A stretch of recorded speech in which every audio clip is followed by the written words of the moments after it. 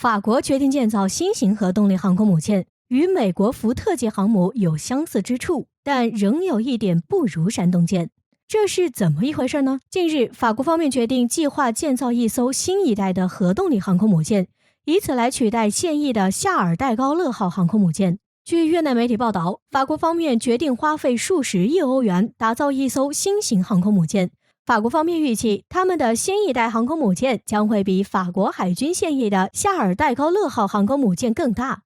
它的吨位约为75000吨，长度约为300米，最大宽度约为80米，航速可达到27节。此前，法国方面一直想要拥有双航母，为什么这次却突然变卦放弃双航母呢？据分析，法国方面之所以这么决定，很大一部分原因或是因为没钱。早在冷战时期，法国海军最少提出2次建造多艘航空母舰的计划。他们现役的夏尔戴高乐号航空母舰本来是打算建造2艘的，但是由于第1艘夏尔戴高乐号航空母舰造价非常昂贵，因此法国海军只能建造1艘。然而等到他们现在有资本建造第2艘航空母舰的时候，夏尔戴高乐号航空母舰却年事已高。等到法国新型航空母舰建造完成并服役的时候，夏尔戴高乐号航空母舰就要面临退役了。所以说，法国原本的第2艘航空母舰被迫成为了下一艘新航空母舰。由此可见，法国海军想要拥有多艘航空母舰的梦想依然无法实现。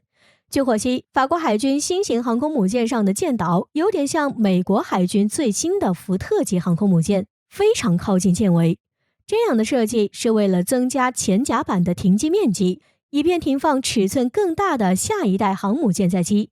这样一来，该艘航空母舰的战斗力将会变得更强。然而，通过法国海军公开的数据表明，虽然说这是一艘核动力航母，但是它有一点却不如我国的山东号航空母舰。根据越南网站报道，法国海军新型航空母舰将会配备大概30架新一代舰载战斗机，以及一些鹰眼预警机和直升机。然而，有消息称，我国的山东号航空母舰能够携带36架歼15舰载战斗机，以及12架各种辅助直升机。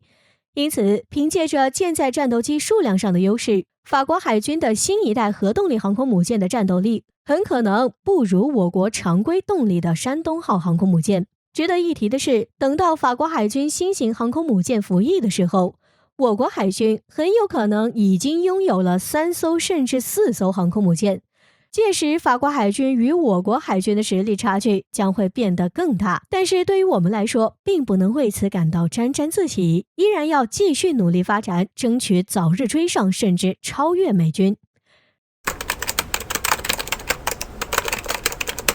美国海军陆战队计划使用无人机蜂群对付中国，然而无人机母舰却遭遇9连败，与我军无人机对轰谁更厉害？敬请关注本期军事热点。早在今年10月份的时候，我国的电科集团就向外界公布了我国集群无人机的试验视频。在这次试验中，我国的无人机蜂群表现非常出色，因此也引起了美国军方的关注，并且美国方面也开始着手研究这款武器。据媒体报道，美国海军陆战队正在招标超小型自杀集群无人机。据了解，美国海军陆战队想要寻找一种最多由2个人操作、射程不超过20公里、飞行时间长达90分钟，并且能从地面上发射的无人机。这种无人机要具备干扰能力，能够成群飞行。由此可见，美国海军陆战队就是想拥有一款与我军集群无人机系统相同的一款装备。不仅如此，美军的军事人员态度也很明确，直言不讳地向外界宣称，对付解放军最好的方法是无人机。然而，梦想是美好的，现实却是很残酷的。就在美军兴致勃勃地想要发展无人机蜂群的时候，美国媒体却爆出美国的无人机项目遭遇重大挫折。美国媒体称，美军国防高级研究计划局规划的无人机母舰项目，在最近一段时间进行的无人机回收试验项目中遭受了9连败。据了解，美军的这一项目是想使用运输机作为无人机的空中运输母舰，他们计划通过大批量的投放和回收无人机，来实现对敌方进行智能蜂群的侦察或攻击。看样子，美国方面迫切地想要发展这一系统，但是却被技术所限制住了。但是，美军国防高级研究计划局称，他们遭遇到的挑战并非无法克服。由此可见，美国方面很有可能能够克服这些困难，成功地将无人机蜂群系统研制出来。那么，如果美国海军陆战队使用他们的集群无人机系统与我国解放军的集群无人机系统对轰的话，谁会更加厉害一点呢？为此，有分析人士称，显然，我国的集群无人机系统会更胜一筹。毕竟，我国已经取得了非常大的进展，进行了一系列实验，也能看出我国的集群无人机系统是非常可靠的。目前，美国在这一领域还面临着诸多困难。虽然说，以他们的科技水平，最终还是能够将这一系统研制出来，但是他们在研制这一系统的时候，我国依然在大力发展集群无人机系统。所以，按照目前的这种情况，美国很难在这一领域追上我们。不得不说，近年来，我国在无人机领域的发展的确取得了非常大的突破，在短短的时间里，已经成为了这一领域的领跑者。但是，我们不能止步于此，仍然要继续努力发展，争取在这一领域中更进一步。